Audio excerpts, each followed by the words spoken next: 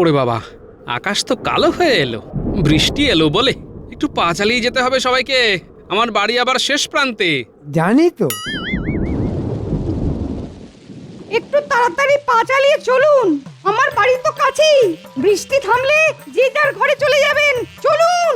সেই ভালো, বৃষ্টির হাত থেকে বাঁচতে আমরা সবাই পণ্ডিত মশাইয়ের ঘরে যাই। পণ্ডিত মশাইয়ের বাড়ি যাওয়ার থেকে গাছের তলায় দাঁড়ালেও হয়তো বৃষ্টির কবল থেকে নিজেদেরকে বাঁচানো যাবে। কি বলো সেনাপতি? সে আর বলতে। ঠিক বুঝলাম না, মন্ত্রী মশাই মাঝে মাঝে হেয়ালি করে কথা বলতে ভালোবাসেন, তা আপনার যদি পণ্ডিত মশাইয়ের বাড়ি যেতে ইচ্ছে না হয় তবে যাবেন না। কি সভাকবি, আপনি কি করবেন? বৃষ্টি তো ঝেপে এলো। ওমা, দুরু দুরু করছে আমার বুক, শব্দ শুনে কাঁপন লাগে, বুক করে ধুক ধুক। চলো যাই গোপাল ভাই, পণ্ডিতের ঘর সত্তর। পণ্ডিত মশাই, তাহলে চলুন, মাথা বাঁচাতে আপনার ঘর। আরে বাস, আমিও ছন্দ মিলিয়ে দিলাম।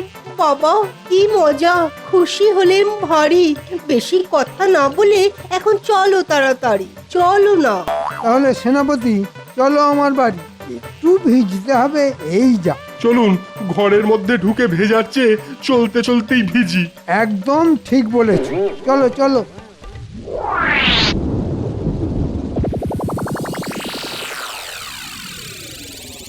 ও মা, কি ভিজে একদম স্নান করে গেছো যে, অসুখ করবে তো।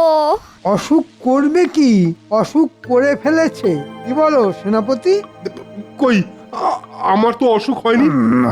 হয়নি, এবার হবে। কি করে? সেনাপতি, তোমার চেহারাটাই আছে, বুদ্ধিটা মাথা থেকে বার করে কোথায় রেখে এসেছো বলো তো? শোনো, আমাদের বর্ষার আনন্দটা পেতে হবে তো। রাজসভাতে গেলে মহারাজের বকবক আর গোপালের ভাঁড়ামি দেখতে দেখতেই প্রাণ ওষ্ঠাগত। বর্ষার আনন্দ পেতে অসুখের কথাটা রটিয়ে দাও, বুঝলে এবার? এবার বুঝেছি। সত্যি আপনার কি বুদ্ধি। তাই আমি মন্ত্রী, আমার বুদ্ধিতেই রাজ্য চলে, ভুলে যেও না। কেউ ভুলবে না, কেউ ভুলবে না, কিন্তু আর বেশি দেরি হলে অসুখও কিন্তু তোমাদের ধরতে ভুলবে না। ভেজা জামা কাপড় ছাড়ো, ছাড়ো শিগগির। আমি তোমাদের জন্য গরম গরম লুচি আর আলু ভাজা নিয়ে আসছি।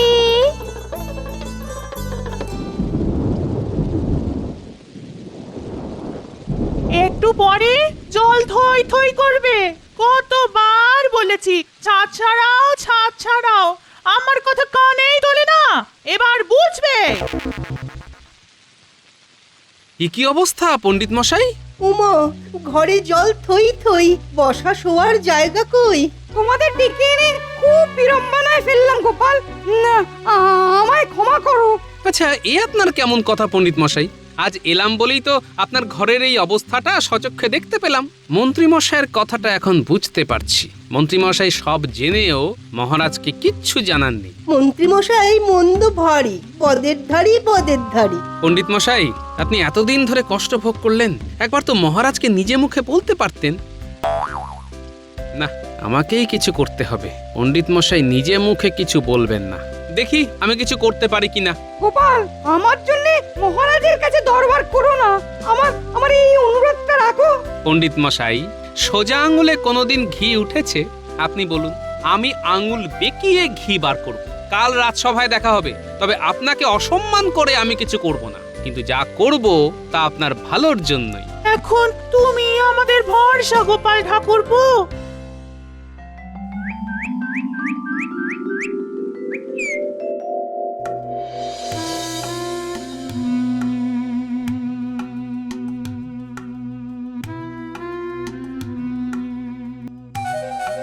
প্রণাম মহারাজ। মহারাজ, আপনাকে এত চিন্তিত লাগছে কেন? আচ্ছা গোপাল, রাজ্যের কাজ কি করে চলবে বলো দেখি। কেন মহারাজ? কেন আবার, ওই মন্ত্রী আর সেনাপতি যে খুব অসুস্থ। কি হয়েছে জানতে পেরেছেন মহারাজ? রক্ষীকে খবর নিতে পাঠিয়েছি, ও এলেই জানতে পারবো। প্রণাম মহারাজ। বলো বলো রক্ষী, কি খবর? ওদের কেমন দেখলে? মন্ত্রীমশাই আর সেনাপতি দুজনেই জ্বরে বেহুঁশ, ওদের জ্ঞান নেই। বাবা, জ্বরে অজ্ঞান? হুম, ডাল মে কুছ কালা তো আছেই। মহারাজ, আমাদের একবার যাওয়া উচিত। হ্যাঁ হ্যাঁ, নিশ্চয় নিশ্চয়।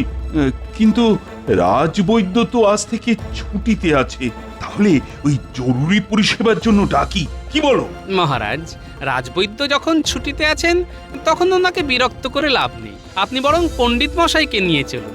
পণ্ডিত মশাই আশা করি এই জ্বর সারাতে পারবেন। হ্যাঁ, পণ্ডিত মশাই জ্বর সারাবেন মানে? বলি, জলে ভিজে তোমার মাথাটাও গেছে নাকি? মাথারও পরিষ্কার হয়েছে মহারাজ। আপনি পণ্ডিত মশাইয়ের এলেম জানেন না। আমার গিন্নির হাড় মড়মড় ব্যথা একদম সারিয়ে দিয়েছেন। হ্যাঁ, হাড় মড়মড় ব্যথা? সেটা আবার কি রকম ব্যথা? এই তো প্রথম শুনলাম তোমার কাছে। আরো কত কি ব্যথা আছে মহারাজ, তার কতটুকুই বা জানি আমরা। কি বলুন পণ্ডিত মশাই? গোপালের খেলা শুরু হয়ে গেছে, কোথায় থামবে কে জানে। তবে গোপালের বুদ্ধির ওপর আমার বিশ্বাস আছে। অনেক রকমের ব্যথা আছে মহারাজ। হ্যাঁ, তা না হয় বুঝলাম, কিন্তু মন্ত্রী আর সেনাপতির জ্বর সারানোর উপায় কি করতে পারবেন? দেখতে তো দোষ নেই মহারাজ, আগে রুগীকে দেখি, তারপর তো তার ওষুধ। যথার্থ বলেছেন। তাহলে যাওয়া যাক। আরেকটা নিবেদন আছে মহারাজ। আবার কি নিবেদন? আপনার মন্ত্রী আর সেনাপতিকে সুস্থ করে দেবার পর পণ্ডিত মশাইয়ের ঘরটা নতুন করে গড়ে দিতে হবে, দেশের স্বার্থে। রাজি মহারাজ? রাজি রাজি রাজি।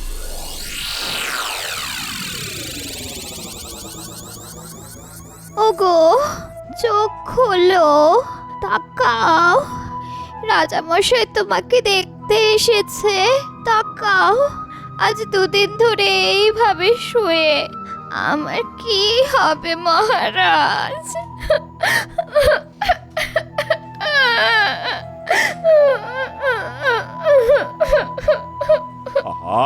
আরে কেঁদো না কেঁদো না, আমার মনটা তো খুব নরম, তাই তোমার কান্না দেখে আমারও চোখটা জলে ভিজে যাচ্ছে। পণ্ডিত মশাই, ও পণ্ডিত মশাই, আরে শুরু করো চিকিৎসা। মটকা মেরে পড়ে আছে। দেখো বাছাধন, তোমার ভাল্লুক জ্বর কিভাবে চলে যায়।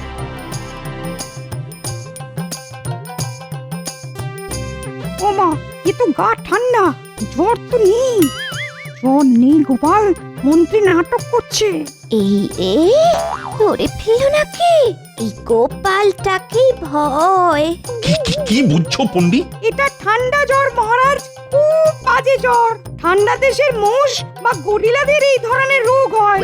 এখন আমাদের মতো গরম দেশের মোষ বা গরিলাদের হচ্ছে, ভাববার বিষয় মহারাজ। কায়দা করে আমাকে মোষ গরিলা যা ইচ্ছে তাই বলছে, আমিও সুযোগ পাবো। পণ্ডিত মশাই, রাম চিমটি কাটুন, দেখবেন কেমন বাপ বাপ বলে উঠে পড়ছে আমাদের মন্ত্রী মশাই। ওরে বাবা রে, সর্বনাশ! ওগো, ওগো, তুমি ঠিক হয়ে গেছো। আমার কি আনন্দ হচ্ছে, আমার কি আনন্দ হচ্ছে, তুমি ঠিক হয়ে গেছো। বাহ পণ্ডিত বাহ, তুমি তো অসাধ্য সাধন করলে। বুঝতে পারছেন মহারাজ, মানুষের চিকিৎসা ছাড়াও পশুদের চিকিৎসাও কি সুন্দরভাবে আমাদের পণ্ডিত মশাই করলেন। আর সেনাপতির কাছে খবর পাঠান যে মন্ত্রী মশাই সুস্থ হয়ে গেছেন। দেখবেন এই খবর পেয়েই সেনাপতি ওষুধ ছাড়াই সুস্থ হয়ে গেছেন। মহারাজ, এইবার পণ্ডিত মশাইয়ের বাড়িটা করে দিতে হবে। হ্যাঁ হ্যাঁ, কাল থেকেই পণ্ডিতের বাড়ি তৈরির কাজ শুরু হবে। ধন্যবাদ মহারাজ। রক্ষী, সেনাপতির কাছে যাও, বলো মন্ত্রী সুস্থ হয়ে গেছে।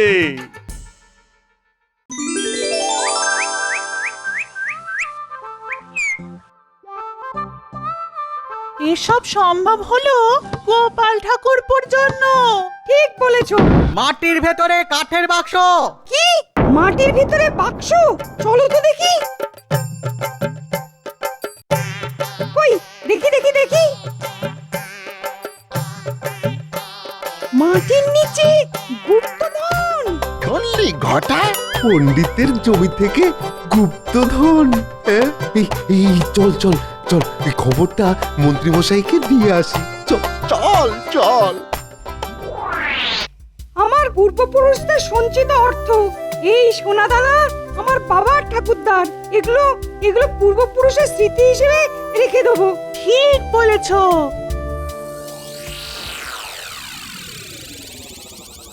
বলিস কি রে, গুপ্তধন? তোরা ঠিক শুনেছিস তো? নিজের কানে শুনেছি মন্ত্রী মশাই। এই গুপ্তধন তো পণ্ডিতকে ভোগ করতে দেব না, আমাকে চিমটি কেটেছিলে। এবার দেখো আমার খেল। রাজামশাইকে বলে তোদের পুরস্কারের ব্যবস্থা করব। এখন তোরা বাড়ি যা, আমাকে রাজ দরবারে হাজির হতে হবে। গিন্নি, আমি একটু রাজবাড়ি থেকে ঘুরে আসছি।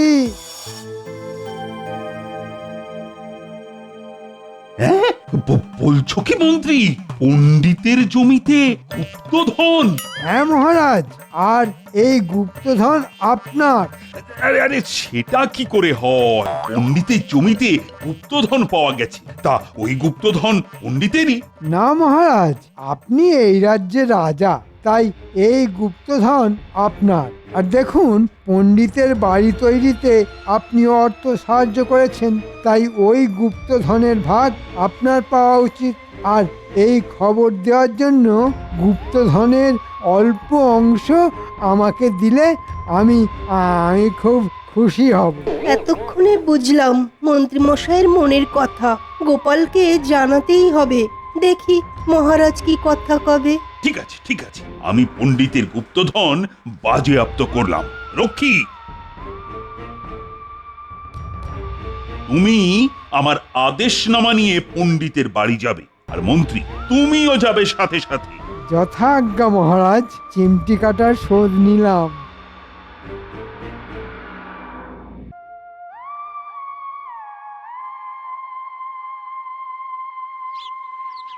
এই গোপাল, গোপাল, ও গোপাল, তুমি কি শুনতে পাচ্ছ?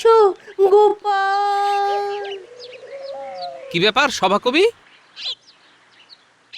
গোপাল, কি কপাল। কেন, কি হলো? অনেক কথা আছে, বলবো, এখন চলো। পণ্ডিত মশাই ঘরে আছেন? আরে কি ব্যাপার? এসো গোপাল, আসুন আসুন সভাকবি। মন্ত্রী মশাইয়ের কথায় আপনার গুপ্তধন আপনি মহারাজকে দিয়ে দিলেন? গোপাল, আমি তোমার আর মহারাজের প্রতি খুব কৃতজ্ঞ। আমার ঘর হচ্ছে মহারাজের অর্থ সাহায্যে, আমার আর কিছুই চাই না। গোপাল ঠাকুরপো, ধরে নিয়েছি, গুপ্তধন পাইনি, বেশ মিটে গেল ঝামেলা। মিটে গেল ঝামেলা, গুপ্তধনের মামলা। না না না, এত সহজে তো আমি ছাড়বো না। মন্ত্রী মশাই, আপনি যদি ডালে ডালে যান, আমি যাই পাতায় পাতায়।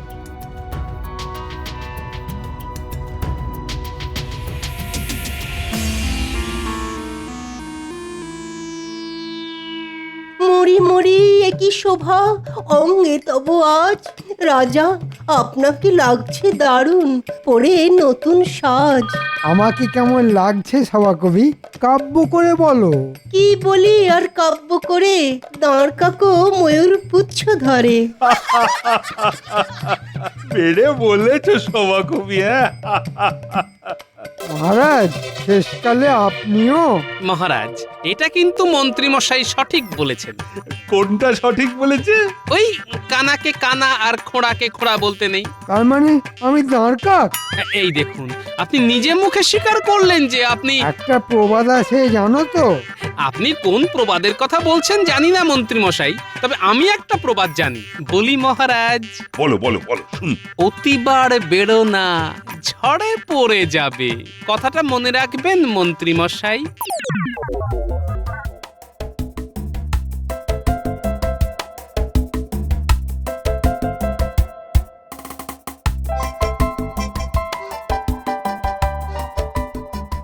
গুলটে, বাড়ি আছিস? কি বলছো গো গোপাল দাদু? হ্যাঁ শোন, এখন যা বলবো মন দিয়ে শোন। আজ থেকে নাকে রুমাল বেঁধে তোরা জঞ্জাল আবর্জনা জোগাড় করতে লেগে পড়। সে কি গো গোপাল দাদু, জঞ্জাল সাফাইয়ের জায়গায় জঞ্জাল সংগ্রহ? হ্যাঁ, ব্যাপারটা কিরকম হলো? কাউকে ফাঁদে ফেলতে মাঝে মাঝে উল্টো কাজও করতে হয়, বুঝলি? তোদের সব বুঝিয়ে বলবো। এখন হাতে একদম সময় নেই, আমাকে এখন আবার ওই মণিহারির দোকানে যেতে হবে। মণিহারির দোকান? কেন গো গোপাল দাদু, কি কিনবে? একটা সুন্দর কাঠের সিন্দুক কিনবো, তোরা কাজে লেগে পড়। যত পচা পাঁচকো সব বস্তাবন্দি করবি, ঠিক আছে? আমি সিন্দুক নিয়ে তোদের সাথে দেখা করে সব বলছি। আমি যাব আর আসবো।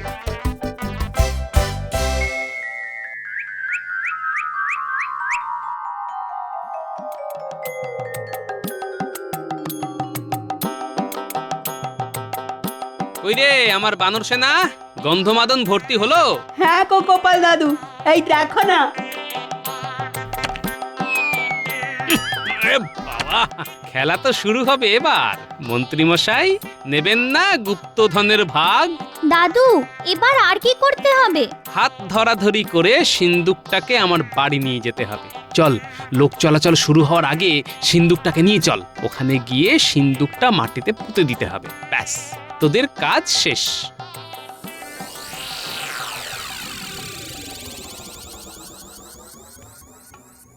বাহ, খবরটা এক্ষুনি মন্ত্রী মশাইয়ের কানে চলে যাবে। মেঘ না চাইতেই জল। পণ্ডিত মশাই, ও পণ্ডিত মশাই, বাড়ি আছেন? একটা গোপন খবর দেবার আছে। ঘটা, গোপালের গোপন খবর মন্ত্রী মশাইকে দিতে হবে। গোপালের গোপন খবর আর গোপন থাকলো না। কি খবর গোপাল? আজ আমি রাজসভায় যাচ্ছি না। কোনো শরীর খারাপ? না না না, শরীর ঠিক আছে। আসলে একটা প্রাপ্তি যোগ হয়েছে। প্রাপ্তি যোগ? কিরকম? গাছ পুঁতবো বলে মাটি খুঁড়ছি, হঠাৎ শাবলটা একটা শক্ত কিছুর উপর লাগলো। তারপর মাটি খুঁড়ে দেখি। কি দেখলে? একটা সিন্দুক, গুপ্তধন। খবরটা পাঁচ কান করবেন না। যদি মন্ত্রী মশাইয়ের কানে যায় তাহলে আর গুপ্তধন পাবো না। রাজা মশাই আর মন্ত্রী মশাই নিয়ে নেবেন, ঠিক আপনার মতো। তাই বলছিলাম। তুমি নিশ্চিন্তে থাকো গোপাল, তোমার প্রাপ্ত যুগের কথা আমি কাউকে বলবো না। কিন্তু আমরা তো বলবো। চল চল তাড়াতাড়ি চল চল। আমার কাজ শেষ। আমার গুপ্তধন প্রাপ্তি যোগের খবর যথা জায়গায় চলে যাবে। আমি এখন বাড়ি যাই, একটু গড়িয়ে নি, বড্ড ধকল গেছে আজ।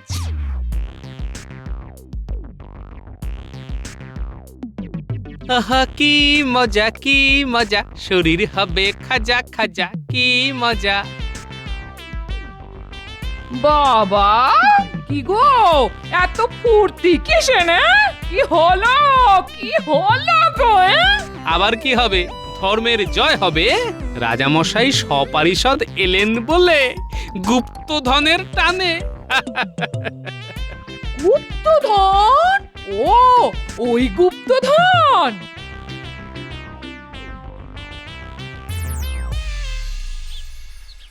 গোপাল, গোপাল, গোপাল বাড়ি আছো? দেখলে কি বলেছিলাম? গুপ্তধনের গন্ধে গন্ধে ঠিক হাজির হয়েছে। যাও গিন্নি, তুমি মহারাজের জন্য কিছু জলযোগের ব্যবস্থা করো। যাচ্ছি যাচ্ছি যাচ্ছি গো।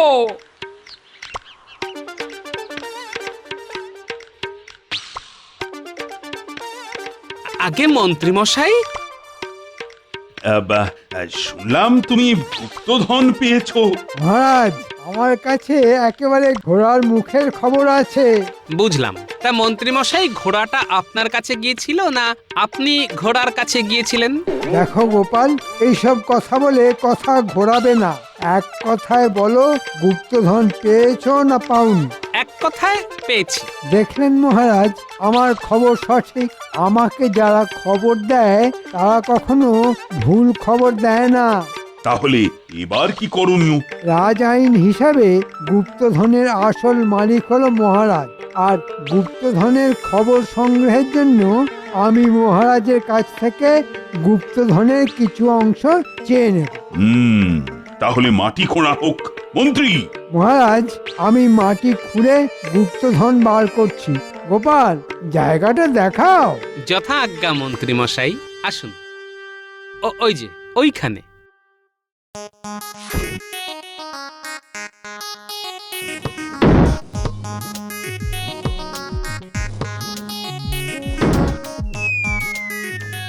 মহারাজ গুপ্তধন। ওরে বাবা, বিশাল সিন্ধু, সোনা দানাও অনেক আছে। খোলো খোলো। আরে কি ভাবছোটা কি? এই খুলছি। ওরে বাবা, কি গন্ধ রে বাবা। গন্ধমাদন গুপ্তধন। নাকে চাপা দিন মহারাজ। মহারাজ, মহারাজ পালান পালান। মহারাজ, রাজ আইন হিসেবে গুপ্তধন আপনার। গুপ্তধন নিয়ে রাজ আইনকে মান্যতা দিন, আর নয়তো নয়তো আইন বদলান। পণ্ডিত মশাইয়ের জমি থেকে পাওয়া গুপ্তধন যদি আপনার হয়, আইন অনুযায়ী আমার জমি থেকে পাওয়া গুপ্তধনও আপনাদের। কি তাই তো মন্ত্রী মশাই? আমার আমার গুপ্তধন চাই না। আইন আমি পাল্টে দিলাম। যার জমি তারই গুপ্তধন। আমি পণ্ডিত মশাইয়ের গুপ্তধন পণ্ডিত মশাইকেই ফেরত দেব। আর আমাকে ভুল পথে চালানোর জন্য মন্ত্রীকে এই পচা জঞ্জাল মাখবার আদেশ দিলাম। হ্যাঁ, এটাই মন্ত্রীর শাস্তি। কি হলো কি মন্ত্রী, তুমি পচা গন্ধ মাখো। যেমন কর্ম তেমন ফল। গন্ধ মেখে বাড়ি চল।